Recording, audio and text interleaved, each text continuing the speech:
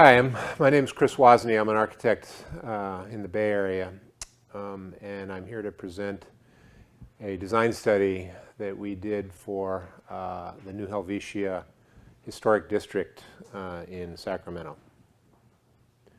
The purpose of this study is severalfold. One is to highlight the exceptional historical significance of the new Helvetia site and buildings. Second is to challenge the assumption that a near demolition is required to create a feasible project for redevelopment.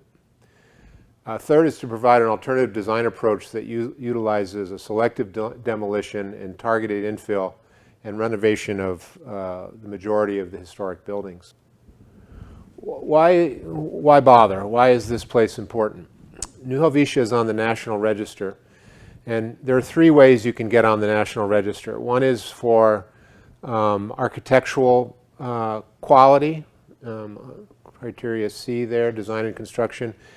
This project was designed in the Depression by three of Sacramento's most prominent architects who formed a consortium to do this project. I'm pretty sure it was a Depression-era opportunity for them and something to create work for them.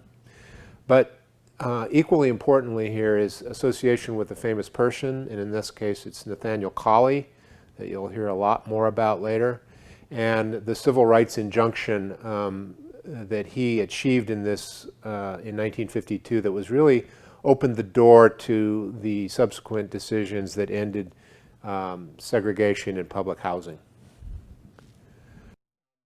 It's very rare that properties are listed on all three criteria: person, event, and architectural quality.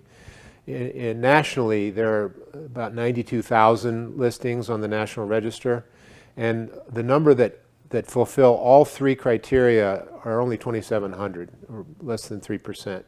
In Sacramento, there are 77 listings currently on the National Register, and only 4 of which are on the listing for all three criteria.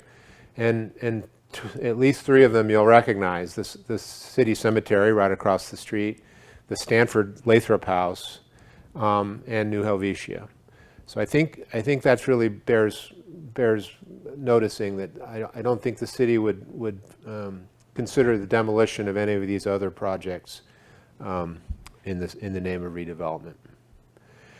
So what are the conditions on the ground there? The buildings are quite handsome. They have a sophistication and a kind of a quiet elegance to them. Very durable and handsome materials with the brick cladding. You see some of these little details like the corner window there.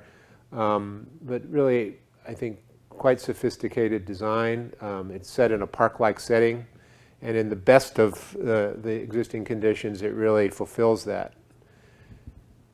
So what are our design objectives in this project? One is to create a center to honor Nathaniel Colley, and that'll be the end of the presentation. To preserve as much of the historic fabric as possible. To add density to the site to make the preservation economically feasible, so-called pencil out in developer parlance. To retain as much as possible the park-like setting, and to respect the city planning objectives along Broadway, i.e., not having residential units on that busy thoroughfare, and to address some of the deficiencies in the original design that have made it less than viable today. So I'm going to pivot to the alternative plans that we've developed. And again, these are more of a hypothesis that proves that you can achieve density rather than an assertion that you should build this. This is the existing site plan. The buildings that are shown in the brown tone are the historic buildings. There's a portion of New Helvetia in the lower right that are in a lighter tone, and those are non-historic. They were built after the original construction, and we don't intend to save any of those. You see the substantial number of surface parking lots as well. And here's the new proposed site plan. And everything you see in a lighter tone, a sort of a beige tone, is new, and everything you see in the darker brown tone is existing. So the strategy is to densify the center of the site, but to create a central pedestrian spine that runs from Broadway all the way to the park, to put a park at the juncture of this site and the residential neighborhood to the upper right, but to also create pocket parks along the pedestrian spine that serve the residents and the city at large. We've taken away all the surface parking lots and lined the streets with diagonal parking. We've created a new street along the bottom of the slide to connect into the city grid, and we've connected the existing streets to this. Currently, they dead end at the lower end of the site, which is the west. North is to your left. The cemetery is just above this slide. Finally, this whole effort was, my involvement in it stemmed from trying to figure out a way to honor Nathaniel Colley and his remarkable legacy. And it started with studying how a Colley Center could be a public amenity and tribute to his remarkable life. And so we chose arguably the most prominent corner of this complex at Muir and Broadway. And I believe that you could make a wonderful public facility, and that's what it might look like as the centerpiece of the Colley Center.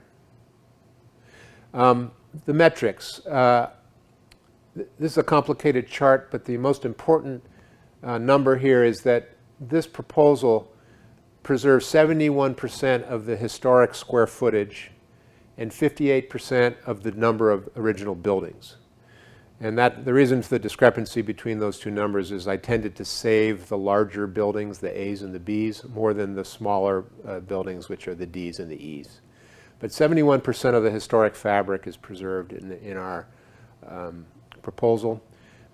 So I believe that this proposal proves the hypothesis that there are alternative approaches that preserve a majority of this historic fabric, which I firmly believe is worth preserving because of its unique status as one of Sacramento's, arguably 4 most important projects, because it's listed for all 3 criteria under the National Register.